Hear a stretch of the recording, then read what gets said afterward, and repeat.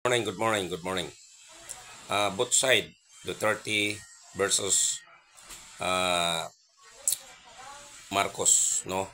Duterte versus Marcos. In my own analysis, no? Kung bakit masasabi ko parang boxing ito. Ang boxing, no?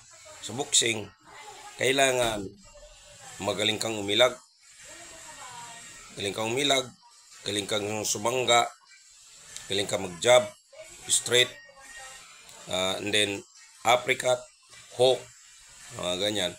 Kaya magaling ka. Ang problema nga lang, sinasabi mo kung ano yung technique mo, nalalaman ng kabila. So pagdating sa oras na fight,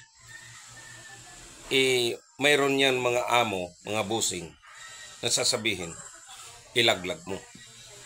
Naintindihan nyo ako? Ilaglag nyo. Ang fight. Pira-pira tayo. Bayaran ta, ilaglag mo. Ganun yan. So, mayroong mga kontrapilo, mga ganun.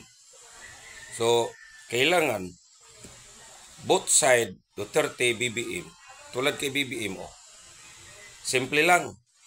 Hindi sila madakdak. Hindi madakdak. Pero, dos-dos ka agad. Baga, arorot ka agad. Kasi nasa ano sila eh. Nasa administrasyon sila. Ito naman sa Duterte. Kung may nabasa o makuha kayong information, dapat laliman ninyo. Laliman ang pagbasa. No? Kunin talaga ang pinaka-uno. Mayroon namang mga intelligence dyan. Kailangan makuha talaga yung good information. Bakit? Mayroong information na ganito, ganyan. So, mailagan nyo yun. No? Naiilagan nyo. Kaya technique nila yun. Ito namang kabila, magaling rin ito mangilag. No?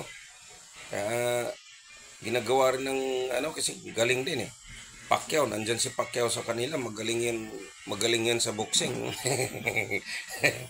Magaling sa boxing yan. Champion nga yan eh. Kaya magaling talaga mangilag yan. Anong mga ibabato ninyo, magaling talaga ilag yan. Ano mang pwede niyang gawin,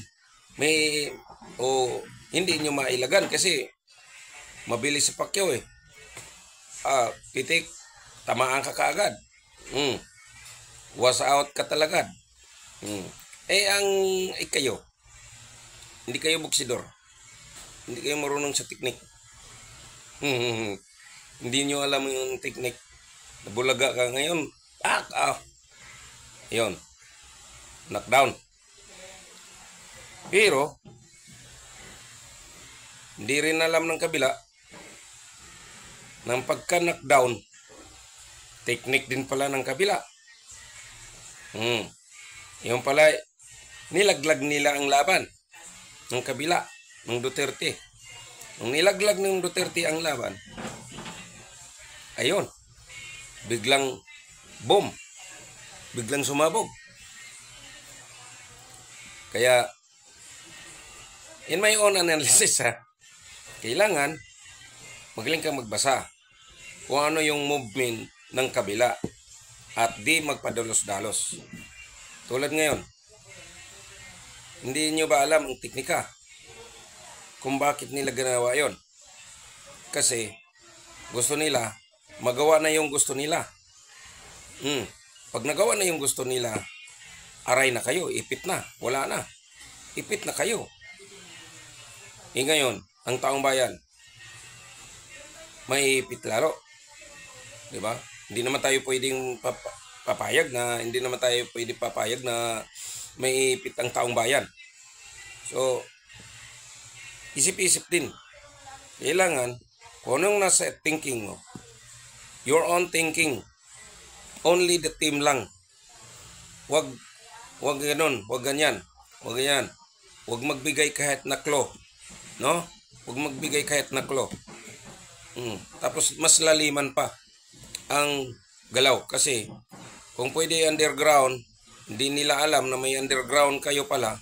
So, andoon na, lumabas na doon sa mismo harapan nila, bulaga sila. Ganun yun. So, kayo nga naman ay nabulaga din. So, ganun lang. Isip-isip. Sa politika kasi, utakan. So, maraming mga analysis dyan na sa kabila. Matatalino yan.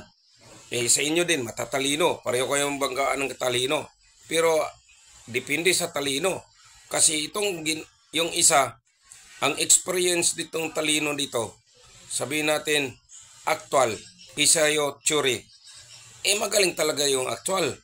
Kasi ikaw theory, hindi mo magawa sa actual yung trabaho mo.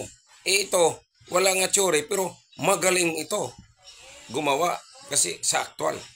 Kaya, sa akin, very good thinking ito na pag-a-analyser. Kasi hindi pwedeng, basta ka na lang, bakbak ng bakbak dyan, ngar-ngar ng ngar-ngar dyan, isa din, ngar-ngar din, banggaan lang kayo, puro bunganga.